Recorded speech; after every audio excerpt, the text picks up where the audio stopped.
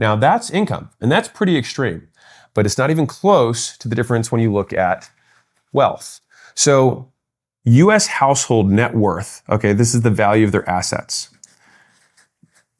Last year was $163 trillion. And you're like, man, how am I gonna pay rent? I'm like, let's get some of that 163 trillion. So this is going to blow your mind.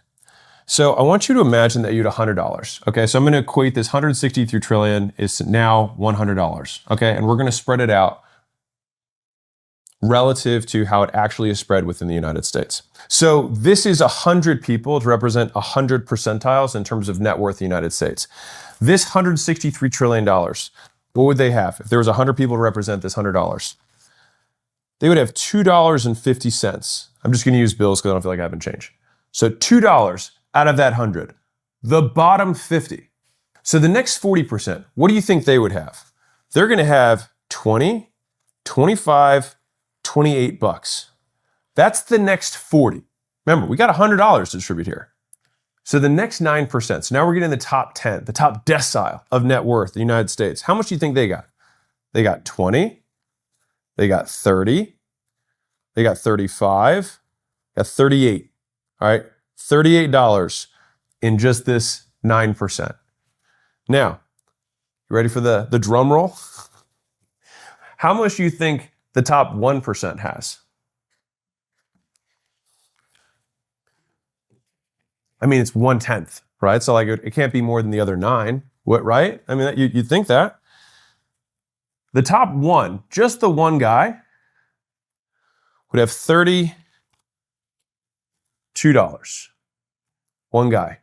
Now this means that this one guy has more than the bottom 90% combined. This is very important because it has implications for how you do business. So when you hear me say sell to the rich, they pay better, it's not some pithy statement. It's reality, and it takes people a very long time to learn this. And people often take years before they actually start to figure this out. Usually there's belief issues. They're like, no one else could do this. And part of the reason is because everyone they know is poor. And they're like, there's no way I could sell something for that price. And so they make stuff against all the other small businesses to compete for these $2.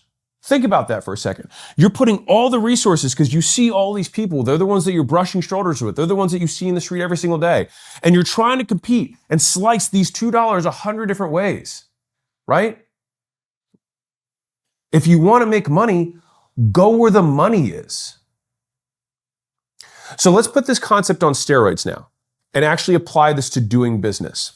This is how big companies get big. They go where the money's at, and this is a breakdown of something called Pareto's principle. You might have heard of it, 80-20. It's one of the most powerful concepts in business, and most people still don't understand how to actually apply it. All right, so I want you to freeze this idea in your head. Just look at the money here. $2 here, 28 bucks here, 38 here. Now we're in the top 10%, right? And we have another 32 here. So I said earlier that this one guy is more than the bottom 90, but 69% of all the wealth is just in these 10 people.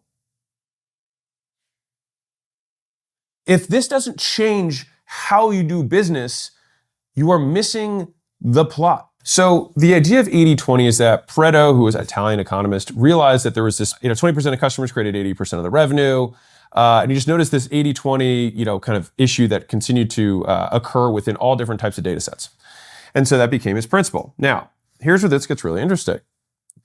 So within business, it totally rings true, where 20% of your customers will be responsible for 80%